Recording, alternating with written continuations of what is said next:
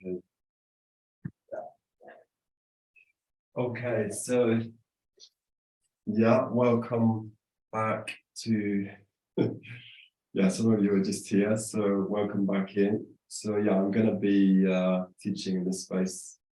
It's actually where I first started teaching classes online during COVID. I thought this house is where we came during the lockdown, one day before the lockdown. So I spent 2 very intense months locked up in this house with the family. I ended up climbing up the walls a little bit, probably like most people. So yeah, what we're going to do is practice one of the sequences. Suridashini would have done this with us years ago. Suridashini, I always think of Suridashini, she's like our first Bodhiyoga student somehow. I mean, probably Nancy's in with that, who's a friend of Liz's. So yeah, you know, Suridashini did this course with us when we were doing it as in 2 parts in Soltereno, combined with mindfulness. So the emphasis with this sequence. Okay. Yeah. Okay, so the emphasis with this sequence is quite different from what you could call a conventional yoga class. So actually, I'm going to be exploring this over the next few days with Sadhata. And what we've done is design sequences that focus into different parts of the body. This is Rebecca. Hi, Rebecca. I think that's the iPad 8. Hi. Let me just, I'm going to put you into mute if that's okay. Is that Rebecca's there, right? Okay. Yeah, so we're going to do this low back sequence. So in the remedial course, we do 2 sequences for the low back, and we do 2 sequences for the upper back. So this is the second of those 2 sequences. So the practice really focuses into an area, and there's sort of 3 phases to the practice. One is mobilizing, so gentle movements, stretches, and so on. And then there's an aspect of strengthening, so that we're doing mobilizing and then strengthening. And the key pose really today for that will be Shalabhasana, which, yeah, on the teacher training, we made a big deal about that. We're going to do some of that, the Shalabhasana locus position. And then towards the end of the sequence, it's more about the more sort of yin style stretching out, releasing connective tissue. So the idea is to, the feeling is going to be quite different. So what we do is we work into an area. So it's not so much a global yoga practice, it's more like a focused practice. But personally, I found it really beneficial working this way. And it's kind of, what's the word? It's fed back on the way that I teach as a consequence of doing these sequences and practicing these sequences, and the way of thinking is it's kind of fed back into the way that I teach yoga. So hopefully you'll enjoy it. They're not big dramatic movements. They're more kind of focused, more contained, I think is the word. And we do combine it with a breath, but on this occasion, I'm just going to let you breathe freely. Okay, so I'm not going to say too much about the breath. Okay. So what we do need for the session is a belt. We're going to need a belt. You might need some sort of padding for the knees. At one point we come into lunge, you might want to have a blanket available or something like that.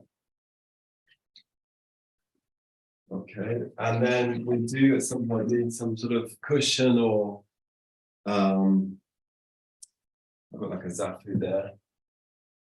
It could just be a block which would go between the legs. Okay.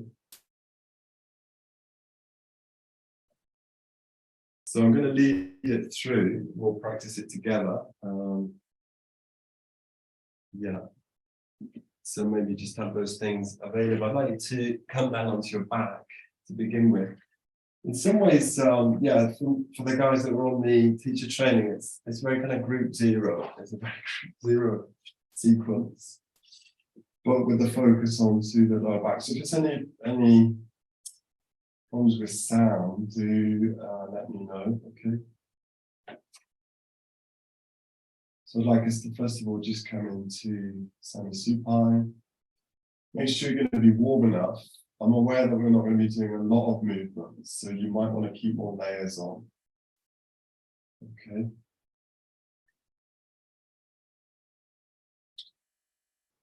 Okay, then we're going to bring both knees in towards your hands, towards the chest. And we're going to start to focusing with the movement with the breath, help us to ground, connect. So as we exhale, we float the knees towards us. And as you inhale, you float the legs away. Very simple movement of Apanasana, mobilizing the lower body. Taking your time to tune in with the body, coming to your yoga practice. Listening in, aware of the space around you, so maybe different, maybe not ideal where you are right now, but that's fine. In some ways in yoga practice, you're focusing very close into your body, so if you can, just letting that space be in the background. So as we exhale, floating the knees towards us. Inhale, floating the legs away.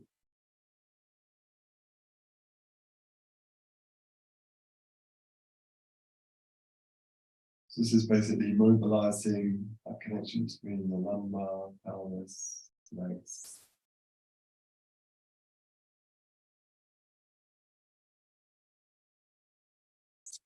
So we recommend these sequences for anyone that wants to mobilize and strengthen the lower back.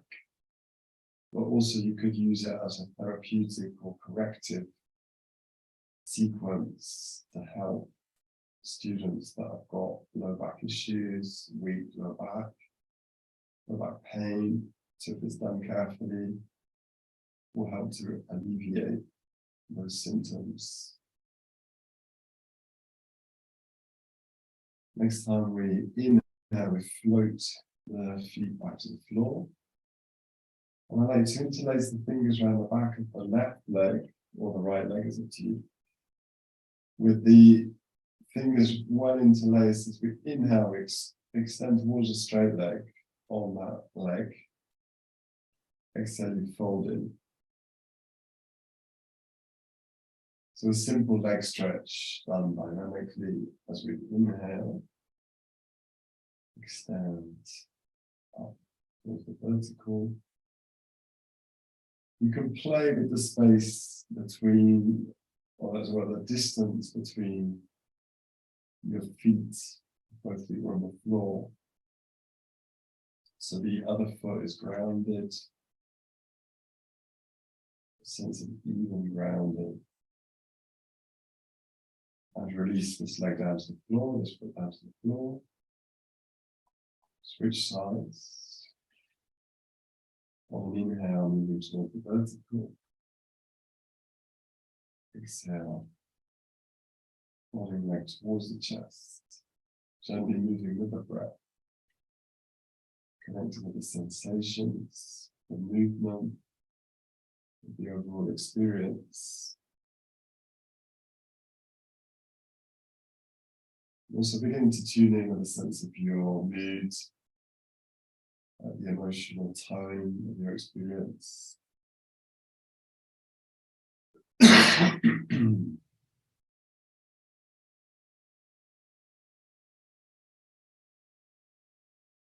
Inhale, go towards the vertical. Grounding the other foot, so the other foot is grounded.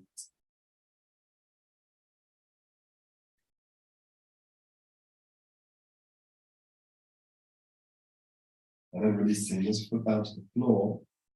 So I like to take your strap now. This is really a classic stretch the back of the legs. So we place the strap across the foot. We're going to take the right foot up towards the ceiling and bend your right leg towards the body, towards your chest. Start with the leg bent.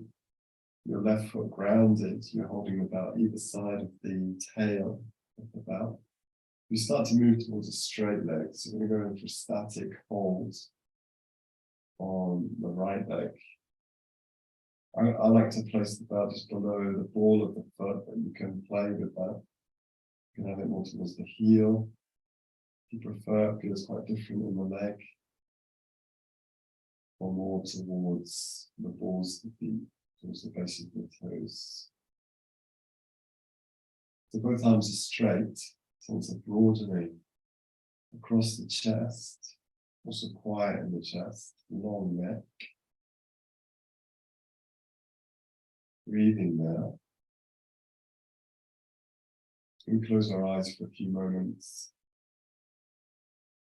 feeling the stretch in the back of the leg.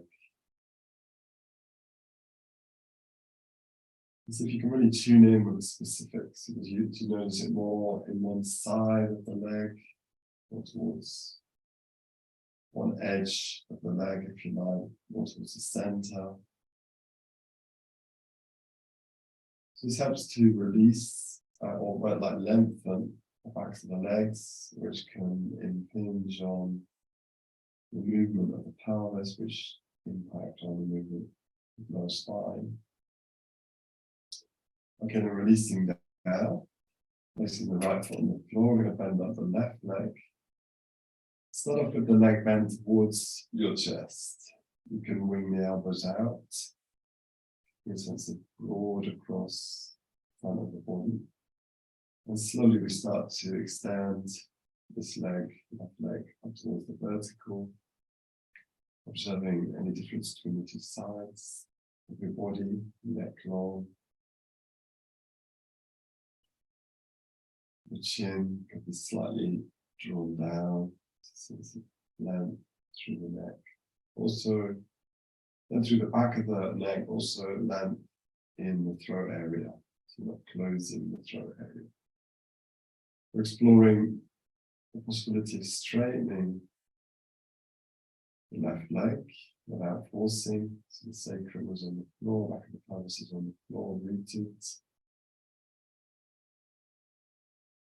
We're grounding the right foot. It's a really basic leg stretch, really beneficial for releasing the legs, we could say, releasing the pelvis and freeing up the lower back as a consequence. Breathing here, connected with the breath. Exhale, we're going to release the leg and come down. Both feet onto the floor. Once again, floating both knees towards you, one hand onto each knee. We're going to take Apanasana again. So as we exhale, floating the knees towards us. Inhaling, floating away. Apanasana with both legs.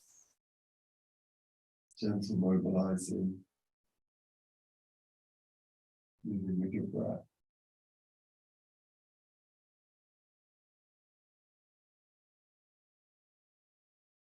These sequences, if you are aiming at someone with, feeling quite vulnerable, quite injured, you'd want to do very lightly, spend less time on each movement and possibly omit some movements if they feel like they're provoking pain in the body. So it can be adapted. But to begin with, it's good just to try them out a few times and see how they feel in your own body. As we exhale, floating the knees towards us, inhale away. And then from here, we're going to float the knees towards us and take the legs out into a T shape. Sorry, the arms into a T shape. The palms can go down towards the floor so we can anchor the sense of grounding the palms, what we talked about as hasta bandha, so it's like a broad palm grounded towards the floor. Forearms, the elbows. Okay. And then as you exhale, you're going to float the legs to one side, keeping the legs together, not towards the floor. This is a bit more intense. Inhale, float the legs to center, keep the legs together. And exhale, float the legs to the opposite side. So it's like a dynamic twist. Inhale. Center, keeping the legs gently pressed together. Exhale to one side. Inhale to center. Try and keep the head centered. You can turn the head opposite direction to the legs if you wish. So the legs don't touch the floor. Yeah, so we're just floating the legs up to the center on the inhale, floating the legs down towards the floor on the exhale. So we'll engage by the belly area.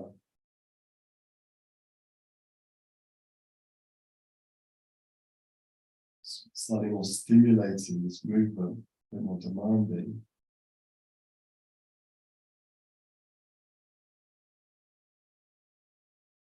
Keeping the legs and feet together, inner legs together.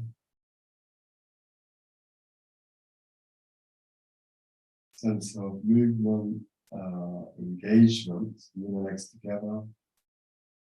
We're using the abdominal area to resist. So with the weight of your legs coming up to center. Once again, floating your feet towards the floor. Coming back into semi-supine. Okay. And then I'd like you to place your right ankle onto the left knee. Okay, right ankle onto the left knee. Again, a classic hip stretch. So we take the right arm through the legs. Left hand comes round to meet the right hand. If you can, interlacing the fingers. If you can, taking over the shin. Obviously, if that's too intense for some people, you take over the back of the thigh. I imagine most of you can reach the front of the shin. And you're feeling that stretch quite specific into the right groin, right hip area. So again, it's an area that gets implicated in low back issues.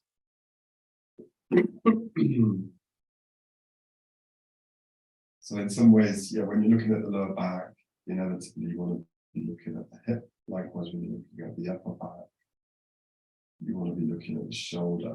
So this is an overlap there. Other areas in the body.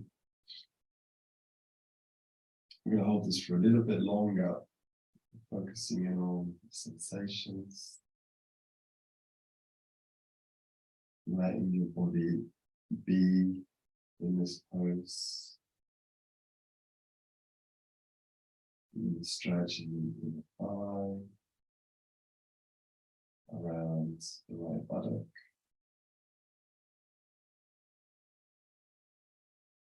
So you can engage your right foot. So we have this debate actually on the course yet. So do you have your right foot passive, or do you have a sense of engaging your right foot? So when I say engage the right foot, the sense of projecting into the heel and into the ball of the foot.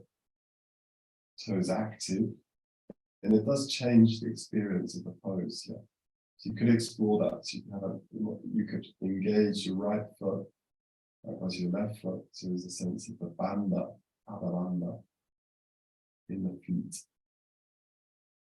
or you could have the feet more quiet. Okay. We'll switch sides, releasing out from that side, switching now. Left ankle onto the right thigh, just above the knee. We thread the left arm through, which called thread the needle. It's like a half lotus, reclining half lotus.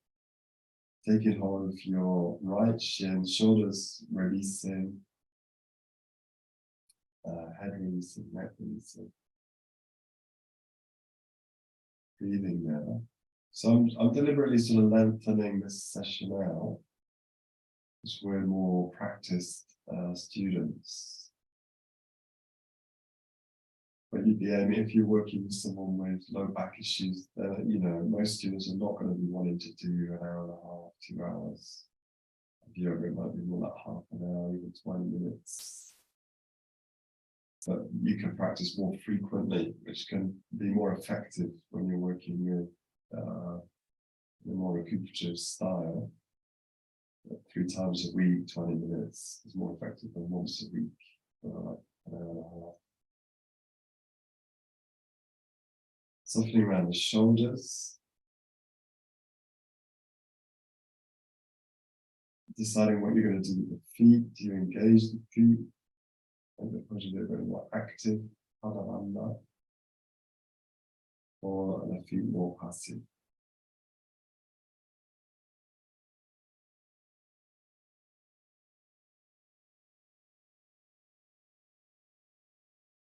Breathing, connected with the breath.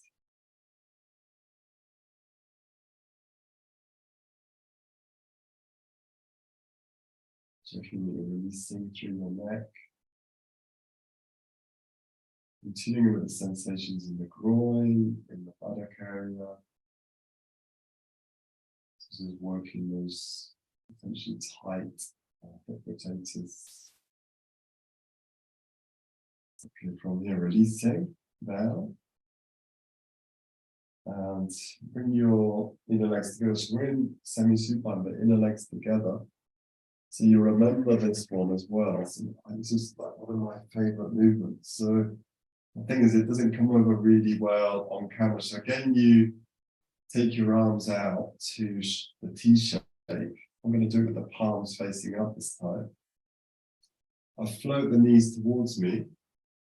And then I float both legs over to the right side. Okay, so all the way to the floor. The gaze, I take slightly to the left. Okay. You want to bring your thighs as close to your body as possible. And then as we inhale, extend the left leg parallel to the floor, thighs parallel. Exhale, bend the knee. Okay, so inhale, extend the leg, thighs parallel, and leg parallel to the floor. Exhale, fold. We'll do this 5 or 6 times. It's like a sense of projecting through the left leg. Again, it works around the hip rotator, around the sacrum, in terms of mobilizing, strengthening, releasing. Personally, I find this really useful in my own body. So as we inhale, extend, thighs parallel, exhale, fold. Inhale, extend again. This time I want you to hold the extension, the leg floating parallel to the floor. And then see if you can turn your left toes towards the ceiling. So there's a sense of strong external rotation in the legs. So turning your left toes towards the ceiling as much as is possible. You can look towards the left.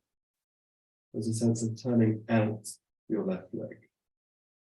Pretty intense. Okay, you'll feel that left buttock engaging really strongly. Breathing there. And when you're ready, exhale, hold. Inhale back to center. And we'll switch sides. So both legs now go to the left.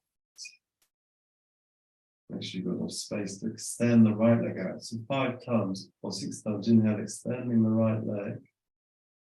Exhale, fold. Inhale, extend.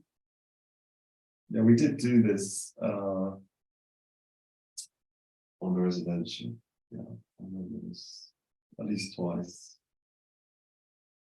So the key thing is to keep the thigh bones, it's the thigh bones parallel, and the right leg is engaging and floating parallel to the floor.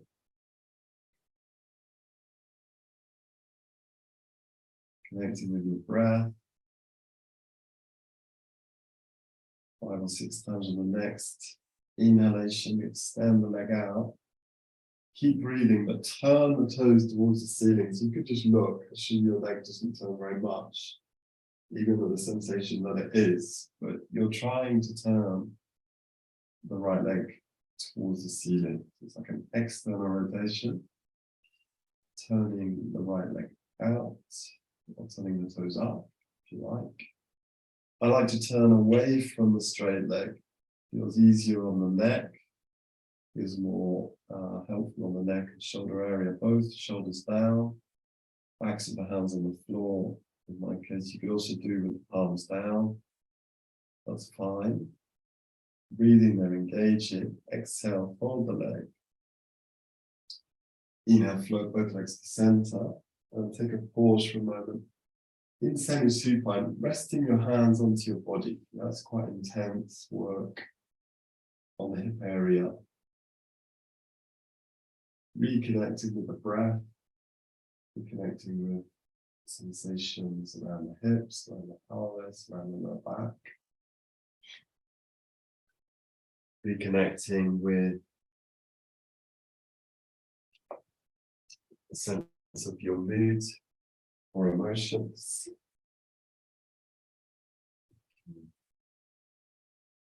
So in semi-supine now, we're going to turn the palms down, lay the arms alongside the body. This is quite interesting work. Okay, so I want you to choose a distance between your feet. Okay, I would go for that kind of normal distance. Okay, so we're going to play with the foot position in the Bodhiyoga-36-Low-back-remedial-yoga. Okay, so the movement is on an inhale, we sweep the arms up and the pelvis.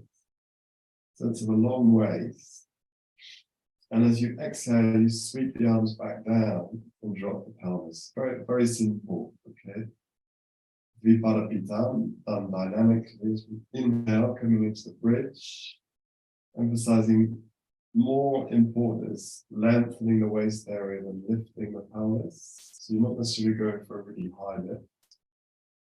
I'm not saying don't do that. You could explore pushing more through the feet and lifting higher.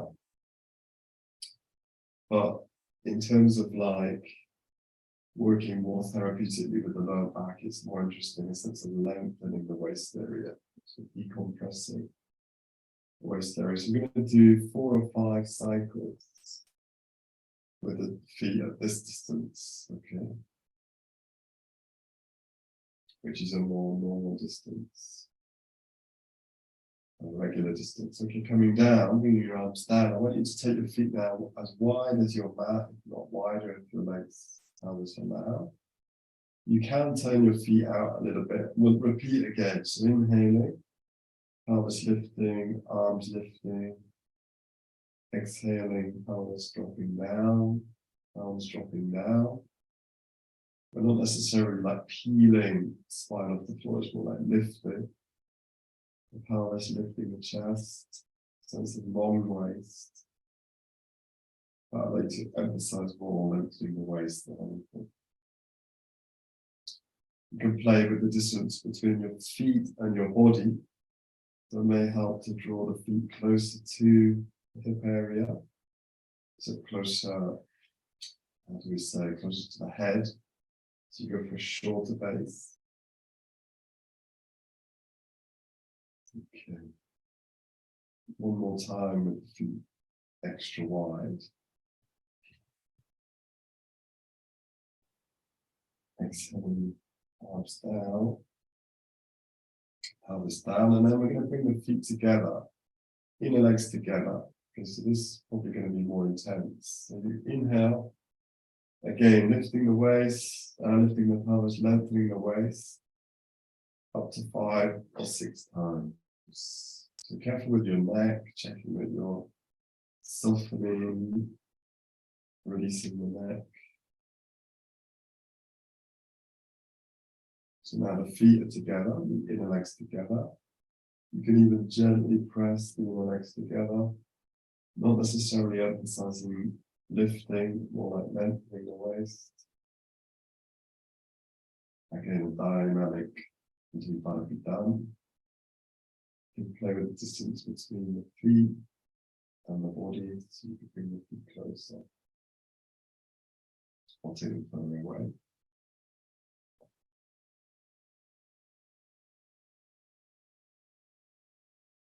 Okay, then releasing down, come back into stillness, into semi-supine. You can bring your hand into your body, maybe one hand on the belly, one hand on the chest, feeling the breath in the body.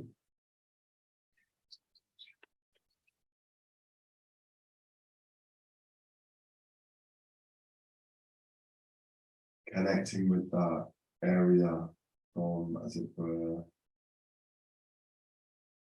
the belly, lower back, pelvis, thighs, so that whole lower section of your body, and the pelvis, and the back. Feeling into that area. We're going to turn now to one side. So we're going to do some poses which somehow resemble standing poses, but they're pretty mild. Huh? So I'm going to suggest you put a blanket, like padding, should I say, padding for the knee. You could use a foam brick if you've got one of those. Okay, so we're going to come into all fours.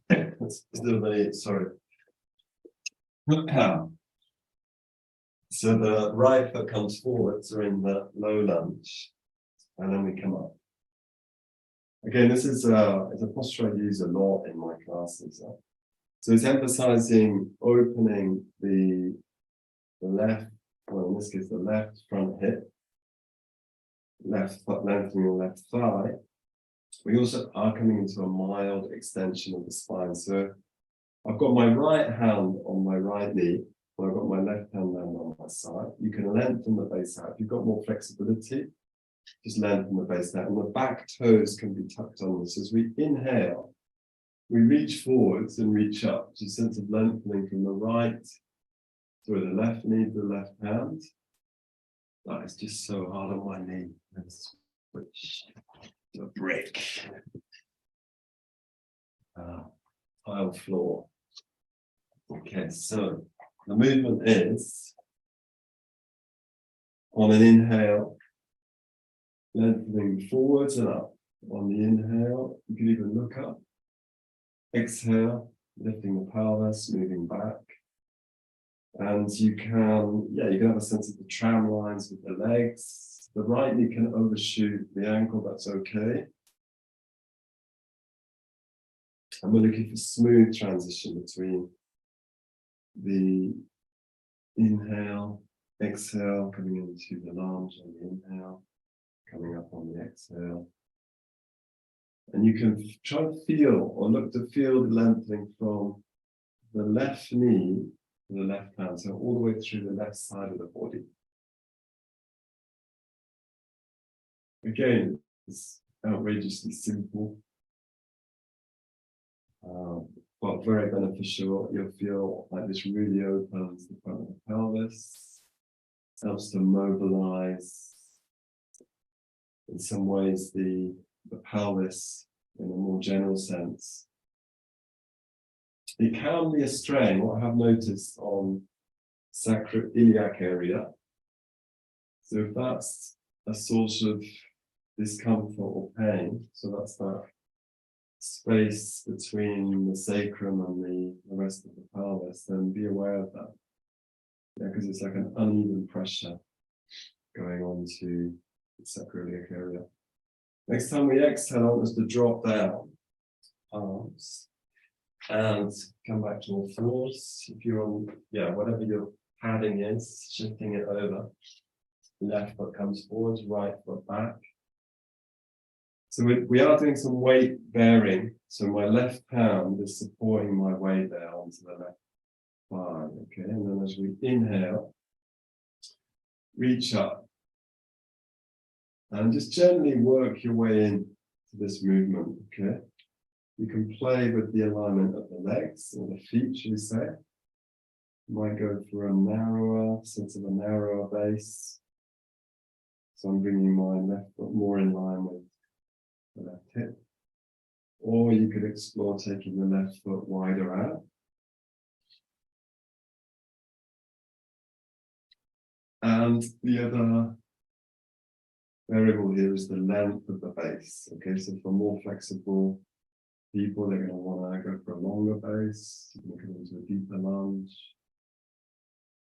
And there's a sense of how this just moves backwards and forwards. There is a point where, in this case, like it feels like the right hip drags back a little bit, the left hip moves forwards. And again, feeling the stretch from the right knee with the right hand.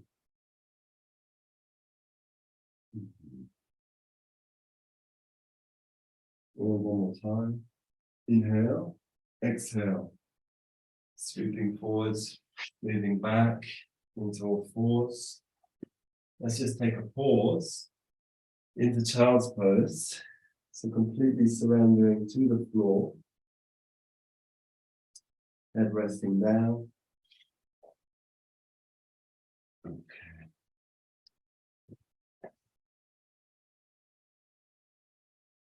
Or if you prefer, you can just sit back on your feet for a moment. Taking the gaze out towards the horizon.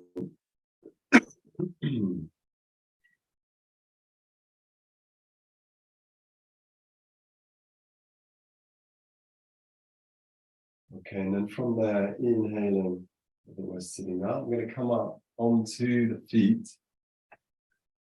So this is interesting. This is a movement based on Uttanasana. So it's like, but we're not going to necessarily have the legs straight, but I'm going to ask you to bend the knees. So you lower yourself a bit close to the floor. So you bend the knees a little bit. And you bring the hands, as it were, onto the buttocks. And we do this with a sense of the spine lengthening. So as you exhale, you fold forward, sliding the hands down the back of the legs, folding into your legs. Knees can be bent. And on an inhale, we're leading up, long spine. The hands slide back up to the back, or to the buttocks. Exhale, folding forwards. It's like you're hinging. It's important to hinge over the pelvis as we come into a dynamic Uttanasana. So as you inhale, coming up with a long spine. The hands are very lightly sliding around the backs of the legs, the sides of the legs. There's a contact there and support. As you inhale, sliding the hands back up. And we'll do this 8 or 10 times. Exhale, folding into your leg. Inhale, sliding your the hands back up the body. A sense of continuous contact between the hands and the backs and sides of the legs. It feels supportive. The feet can be separated. I would recommend feet separated.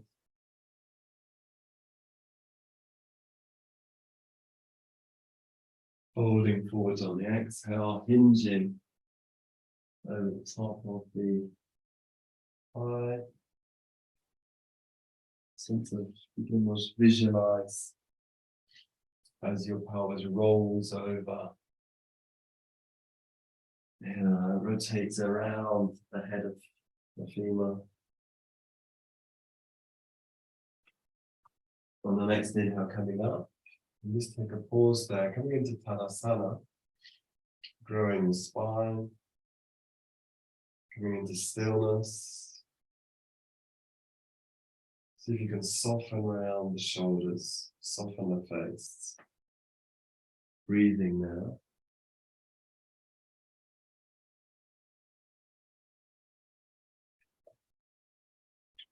Okay, from here we're going to step. This is we've done this. Well, the guys on the residential have done this so many times. So the right leg comes forward, the left leg goes back. This is like a high lunge. It's very similar to what we did in the kneeling position, but it's more supported. So your right hand is resting on the right thigh, and as you inhale, you sweep up into the left hand. Pelvis forwards. Exhale, straighten that front leg. Hopefully that's coming across. Inhale, we reach up towards the vertical. Again, feeling the stretch. It's now like, rather than from the left knee to the hand, there's a sense of feeling the stretch from the left heel to the hand, all the way through the left side of the body. In this case, you do want to watch that your right knee doesn't overshoot the knee. Yeah? So we bring in that protection for the knee. The pelvis stays orientated forwards, although it will slightly hang back towards the end of the inhale. Continuous movement with the breath.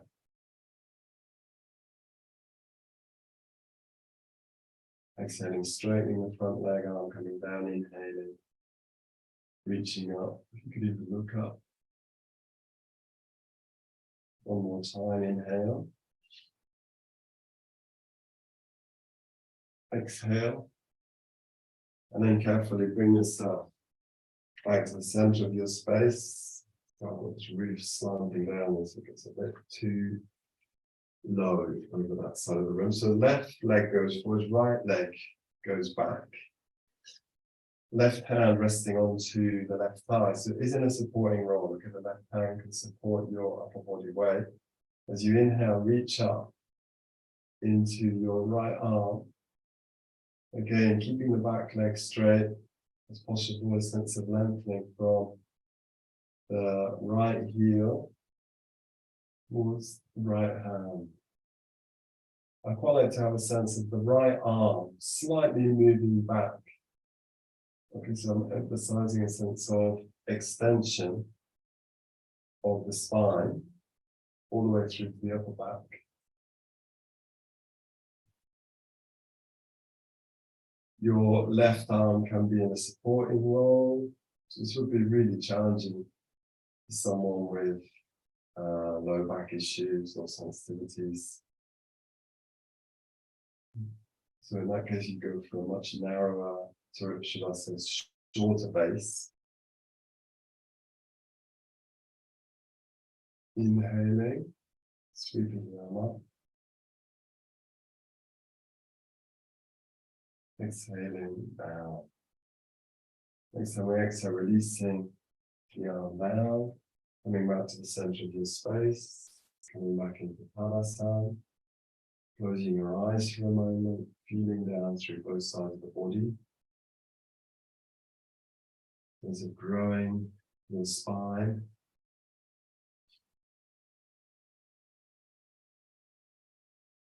Or your spine even like floating up. So it might feel somehow lighter. Just with this gentle practice, the physical experience will change. It does change. Observing these changes. Okay, now I want you to, opening out, bring your feet together.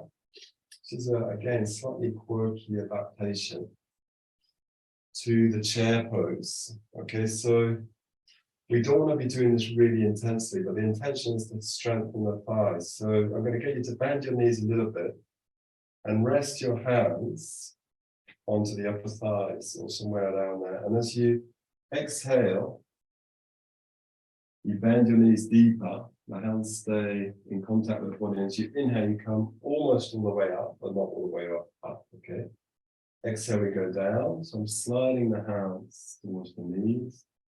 Arms stay long, spine long. Inhale. Come up. You'll feel your thighs working really intensely. So again, it's strengthening the thighs, important in terms of protecting the lower back, the lower body, strong thighs. Exhaling down. Obviously, if you're more practice, you go for a deeper bend. Inhale, coming up. Sense of long spine.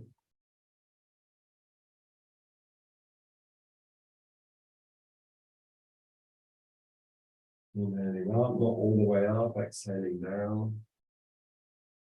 Next time we inhale, we're going to float all the way back up. Tadasana, let your feet separate again. Coming into Tadasana.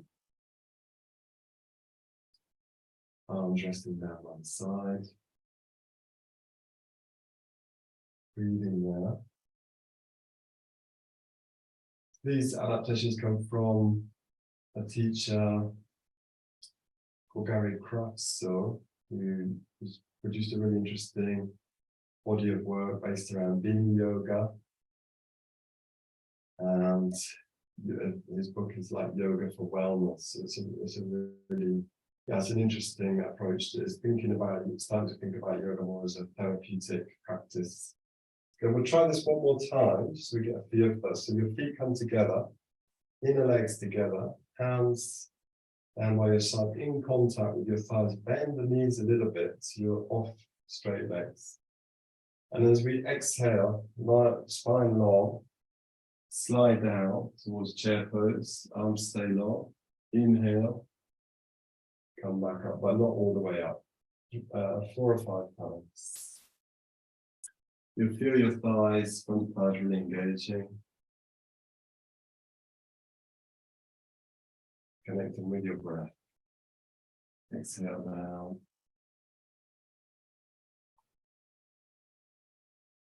And continuing.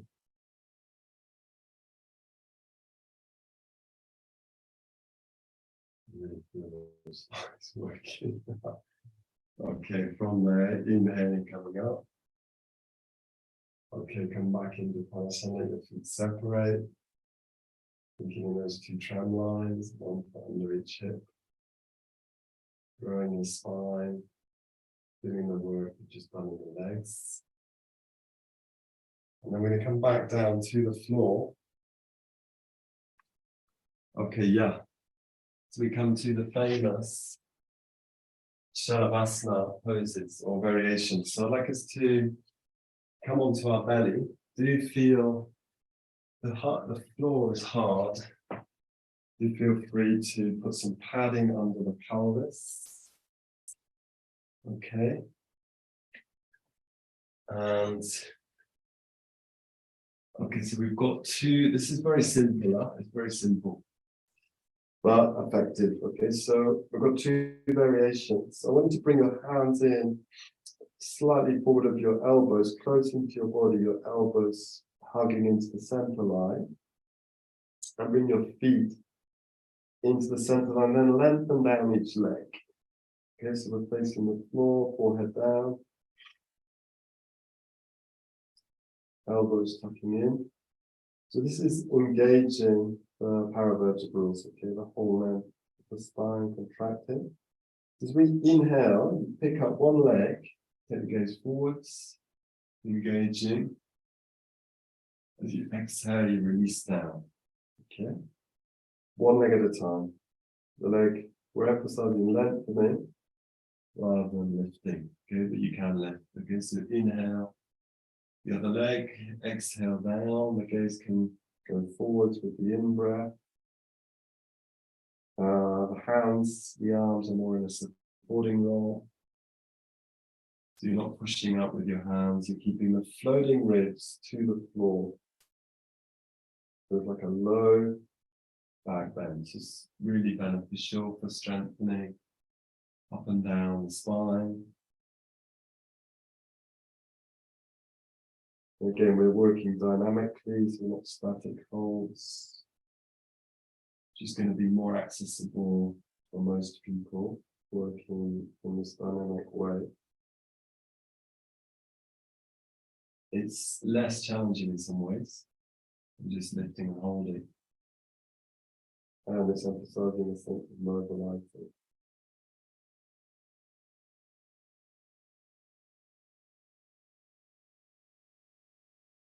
One more time on each side.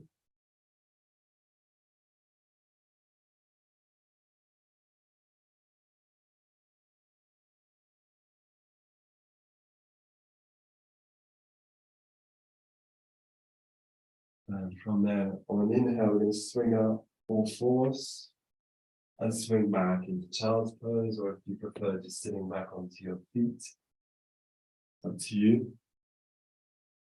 If you want to keep your energy a little bit more up or more on, more stimulated, then yeah, I've got this preference for just sitting back on to the feet for a few moments rather than going into child's pose.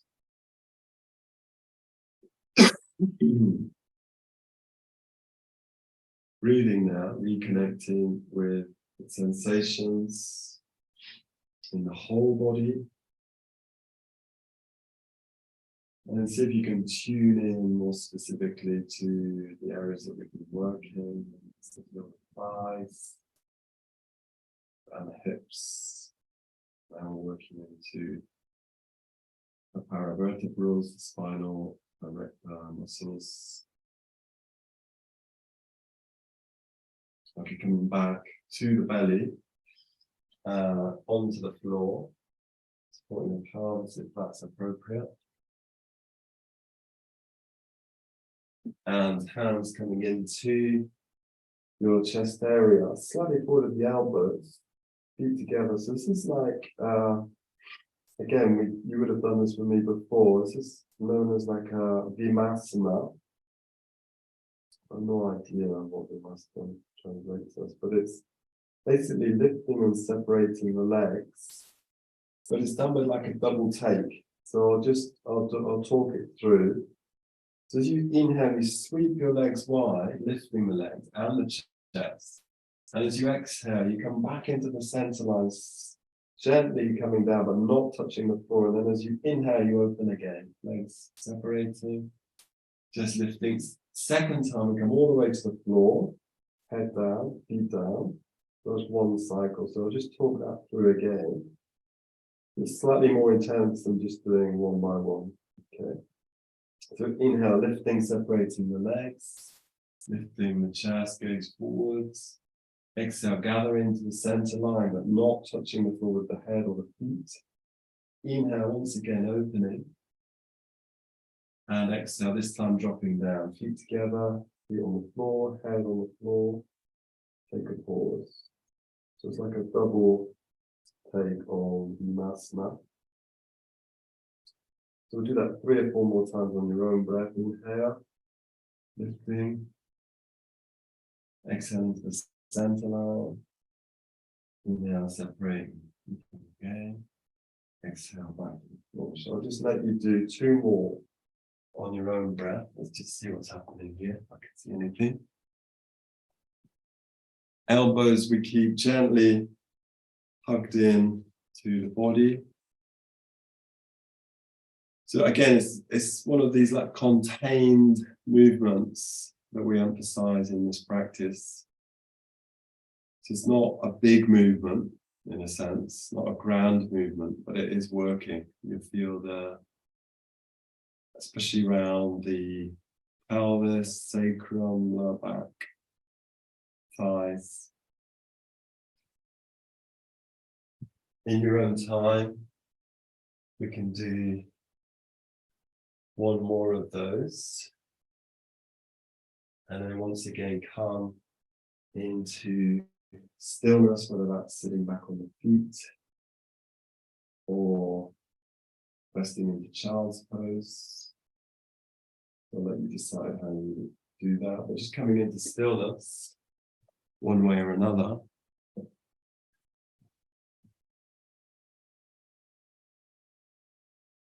Okay, taking a pause there in stillness, breathing. Okay,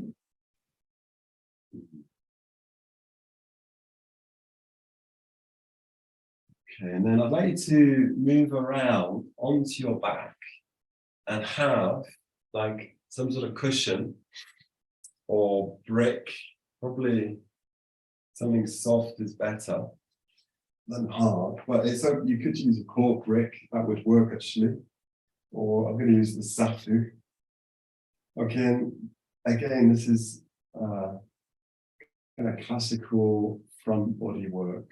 Okay, so I want us to gently squeeze the brick or the cushion between the thighs or between the knees, and I'm floating my shins parallel to the floor, my feet together. And then I'm going to interlace the fingers around the back of the head and rest the head into the hands. It's really important that we don't do these like a pull-up as in pulling out with the arms, okay? It's more, the image is more one of curling up or drawing up from the belly area. So we'll do this a few times, and the back of the pelvis stays on the floor. It's up to you how much of your lower back meets the floor. Okay, I quite like to play with that. So I sometimes like to have the lower back flat on the floor. Sometimes I like to maintain a bit of a curve, the lordosis of the lower back. So as we exhale, we pick up, just like drawing down the center line. I'm not pulling up, okay? inhale, I release back to the floor. So one thing we explored on the course, if you remember, was crossing the chest with the arms and picking up that way. It's can be more work for the neck. So if you can see that, I'm crossing my arms, my forearms on my chest and curling it that way. But if that doesn't feel good on the neck, then you support the head in the hands, but I'm not pulling up. The hands are really just doing, or the arms are doing a supporting role. And we'll do this 7 or 8 times or more.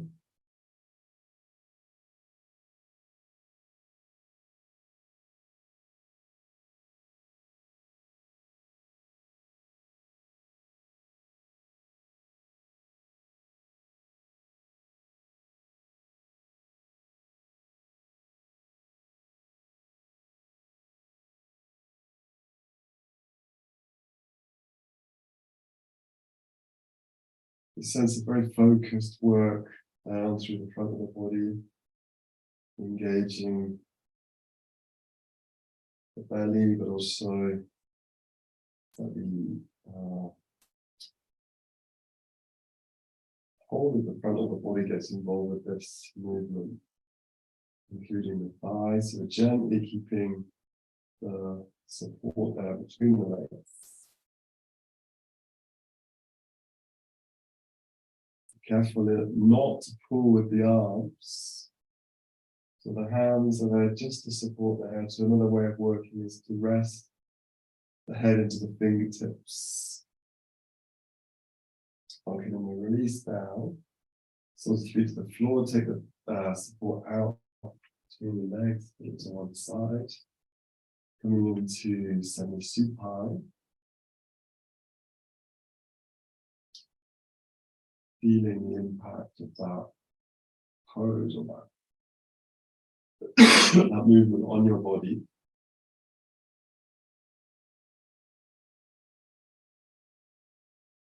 Okay, so this is a slightly more complex movement. Okay, so again, placing we're not going to use the support between the legs. Actually, float the shins parallel to the floor. And the hands resting behind the head. So as we exhale, we're going to turn to one side and extend the opposite leg. And as we inhale, back to center. So for example, I'm going to take my left elbow towards my right knee and extend the left leg. So I'm turning to the right, left leg extends. It's like a cross movement, but with a leg extension. So extend the leg, crossing to the opposite knee, but again, being really careful not to pull with the arms. The arms are just there to support the head weight, and your leg can go more towards the vertical, which is easier, or it can go more parallel to the floor, which is harder, more demanding on the body. So we do a few of these, alternating between each side. First I'm turning to the left, then to the right, extending the right leg, the left leg. You might find like everything's shaking. If you haven't done this for a while.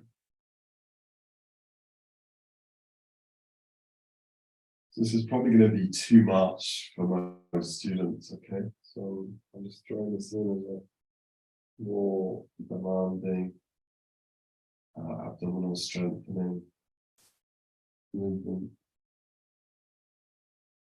When you're ready, coming back into stillness, coming back into semi-supine. Breathing there. Just check what people are doing. Okay. And from here, so we now move into like the third section of the sequence, which is more one of lengthening out, stretching out, more yin style poses. So I like to roll over onto your belly and have some support. If you're going to move, we're going to come into Sphinx pose. So for Sphinx pose, I prefer to have the forearms a bit higher, just to give me a little bit more sense of, as it were, bite in the pose. So I'm supporting my forearms on a bolster here.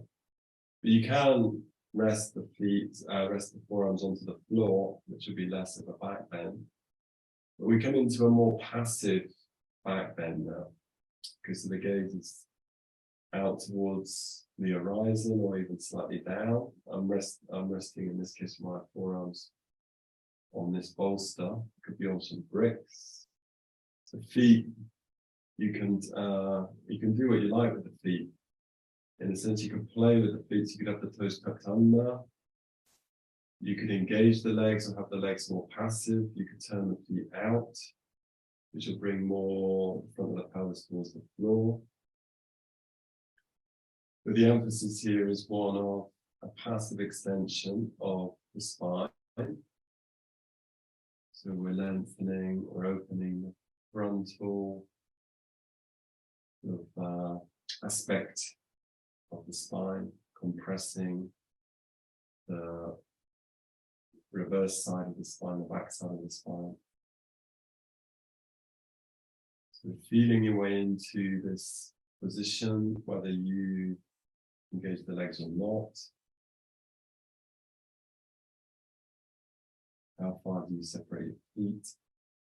Having the feet narrower makes for a more intense pose. At least for me, there's like more compression in the lower back when I bring the feet together.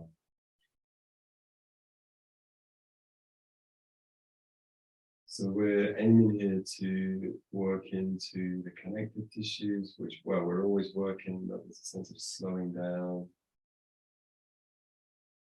Practice now, sense of integrating, strengthening and mobilizing work.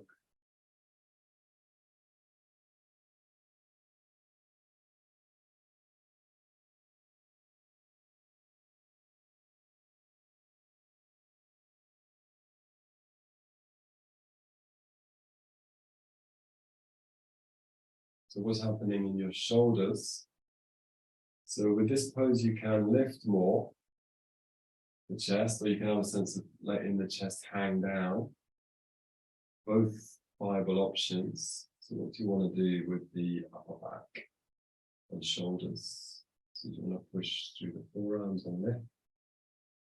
Or do you want to let the upper body sag down or hang down?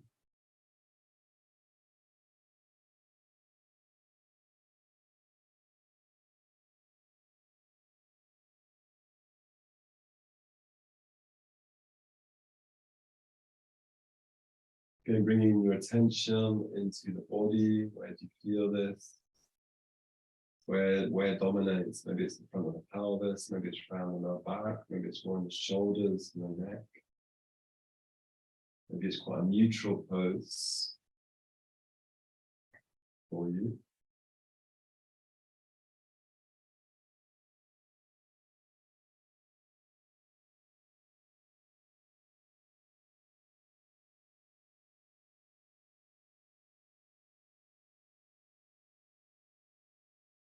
And then from here, so we could stay there longer, but we're going to move on as time is moving on. So just carefully lowering yourself down and rest for a moment onto your front. Releasing.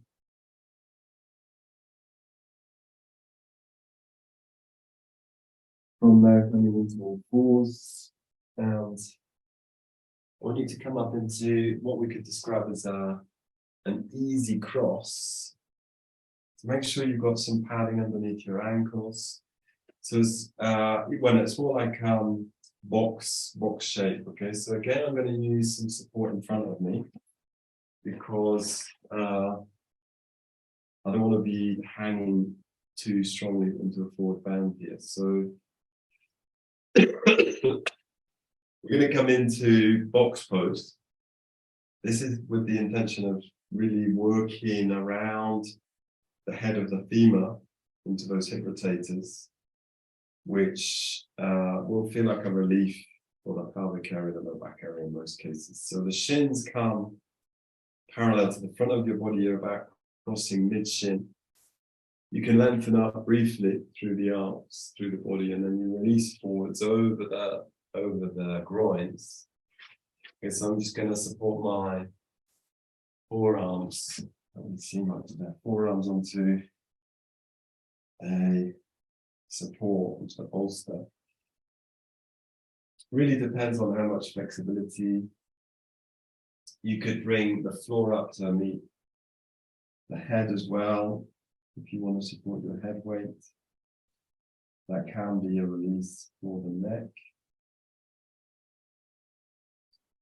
And letting this pose soak in to the joints. If you're in the pelvis here, hip joint. Into a forward fold. You can let your upper body curve forwards as well. You're not necessarily trying to flatten the back out, so just releasing. Even though you might notice resistance there, tension, tightness in the hip. Maybe it's in one side more than the other. Just if you can soften into that resistance, release that resistance. Checking through the rest of the body, the shoulders releasing, neck releasing, face releasing.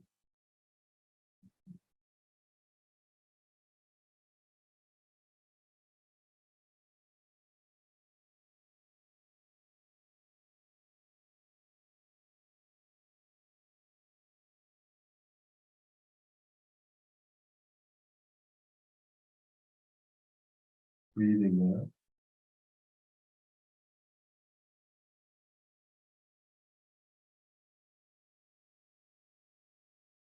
Softening into the forward fold, softening into the resistances. Are they changing? Is there change?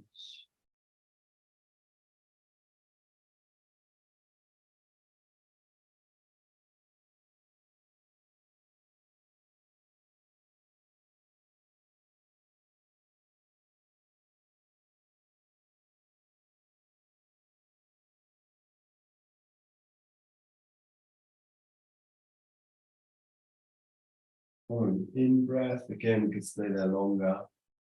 I like to gently move on. So when you just simply change the cross, the other shin comes forwards without disturbing your legs too much. Again, floating the arms up, sense of long through your upper body, releasing forwards. You may need to reposition your feet so you don't feel like there's an unpleasant pressure through the ankle and the ankle bones. So do feel free to kind of wriggle. We say in English, wriggle to get a slightly more comfortable position. Remembering in these poses we're working in a sub-maximal fashion, so we're not pushing really hard, working quite gently with the intention to soften and release.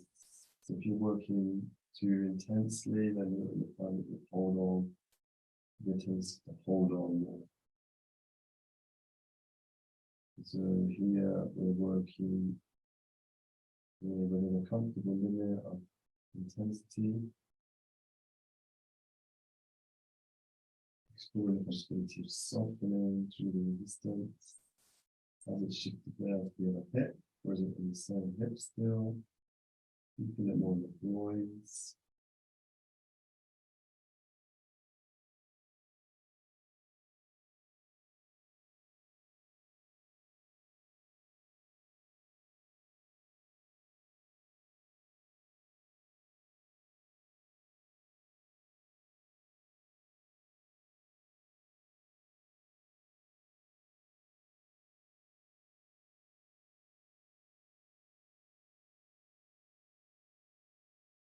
Connecting with the breath, and each exhale as it's softening.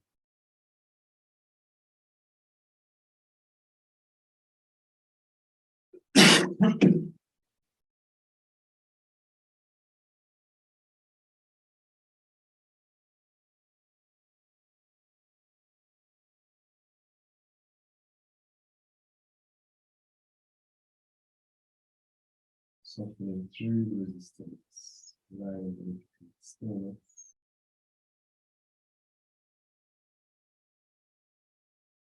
So these min-style poses also like making the transition into relaxation.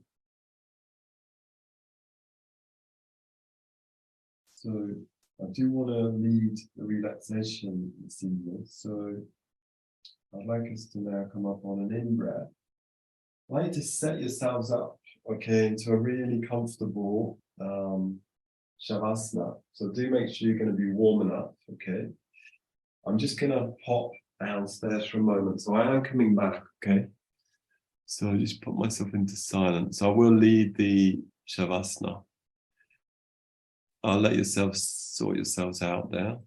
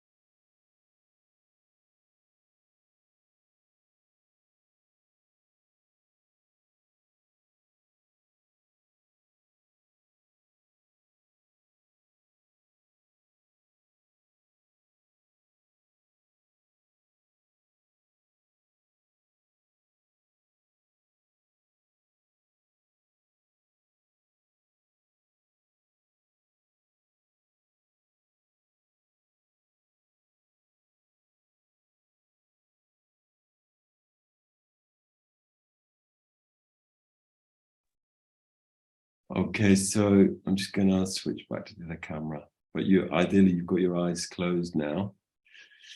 And that's it. Okay, so yeah, make sure you're going to be warm enough. Okay, so yeah, I'm sure it's cooling down everywhere. Well, obviously not maybe on the other side of the world, but it's cooling down here. So that was a practice really focusing on the lower section of the body. So I'm going to lead Shavasana about 15 minutes. Okay, if it's 1:15 now, but if you do need to move on, then you feel free just to do a few minutes and sign out.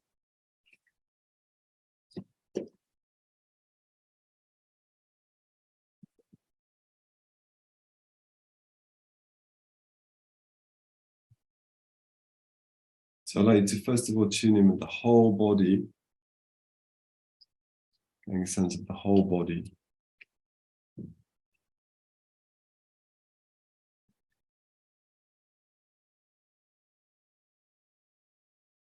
And getting a sense of sort of the whole sphere, or more like periphery, sense of your outer shell, if you like, through to skin, hands, feet, to the head.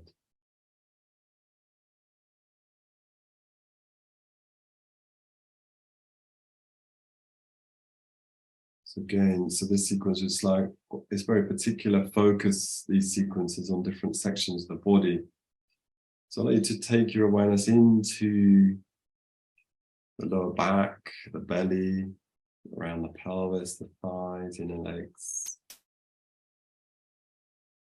And see how that area feels.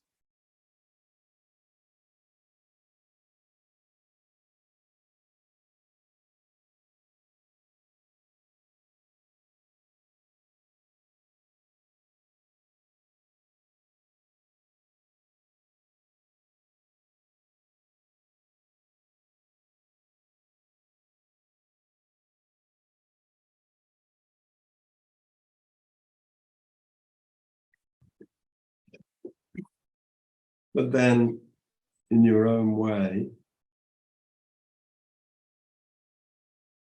exploring specific sensations. So maybe there's one part of your body which is calling your attention, which has got like nothing to do with what we've been working particularly, although inevitably the whole body gets involved when you do a practice, but it might be like you notice more the neck area or an arm, shoulder area, for example. Taking awareness into those areas, even if the sensations are not especially pleasant. See if we can turn towards our experience just as it is, pleasant, neutral, or unpleasant.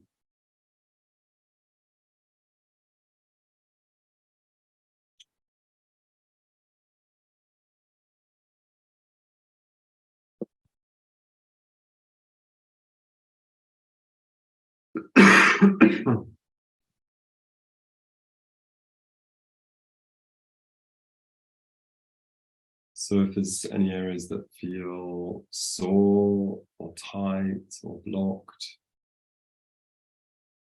you can soak those areas in your attention.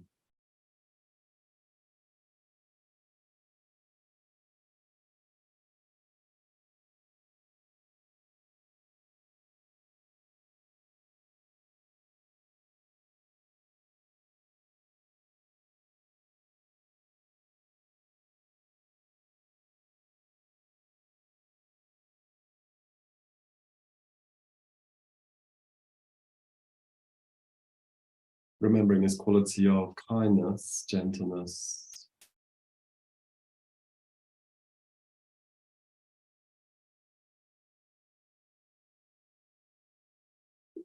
which is somehow connected with letting go and releasing.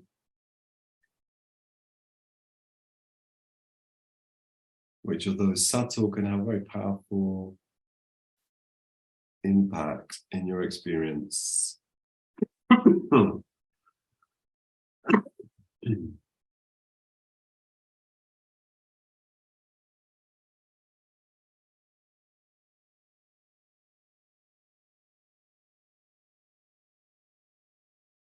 I'd like you to open up to your emotional experience.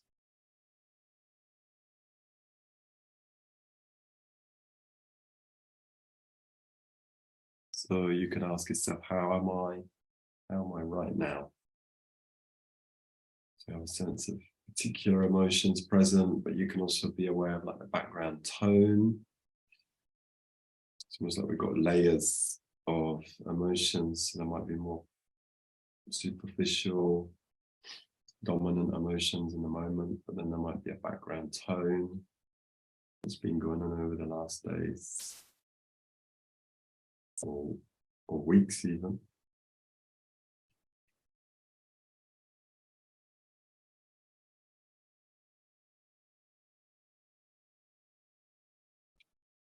So what we're doing here is getting into a sense of internal dialogue with a view to becoming more aware of ourselves through a sense of questioning, asking how we are. In a non-judgmental way, so you can feel when we're doing our practice, in a sense, you can permit any emotion. You can have a sense of total permission. Whatever arises is there. You can be aware of it. We're not necessarily going to act out on it, but you can let it be there, let it float up or present itself.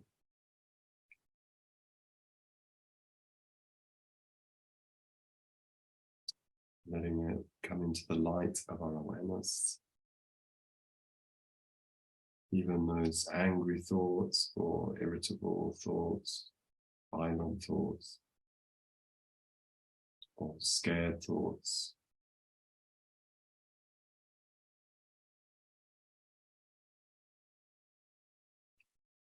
And emotions.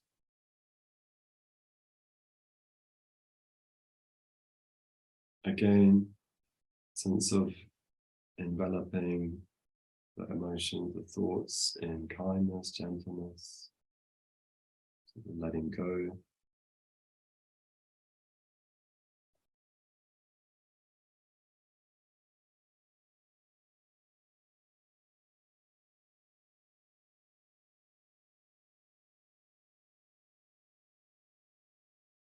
And then we're going to come into this quality of anicca, change, impermanence, being aware of this quality in our experience, which is one of a sense of flux or change, process, unfolding, nothing fixed, everything dynamic.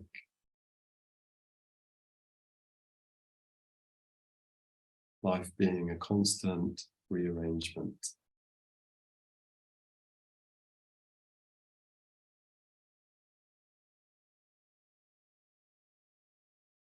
Again, see if we can let go, the releasing, dare I say, relaxing into this reality. Everything's changing.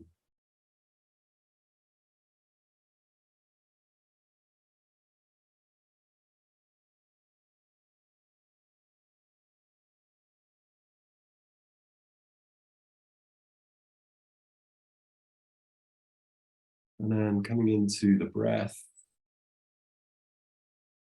being aware of your breathing. For the next few minutes, or 2 or 3 minutes, I know to be conscious of the in-breath, conscious of the out-breath. Again, there's a sense of letting go, especially with the out-breath, but also a sense of letting the in-breath come, not grasping after the in-breath. You can let the body breathe freely.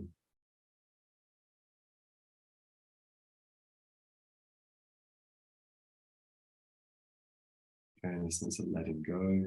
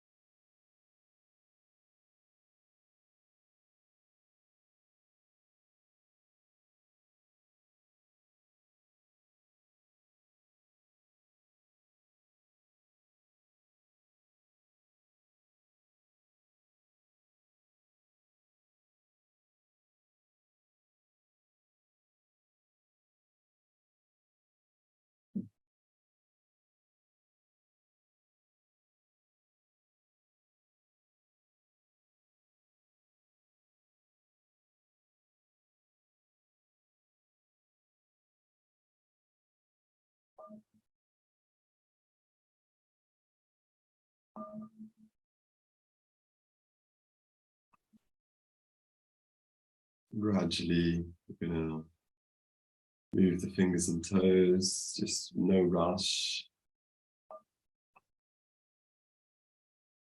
I suggest you just rest to your right side for a while. And we'll bring this session to a close. Thank you very much for coming along. And hopefully that was good, beneficial. And we'll see you in future sessions. Buenas noches.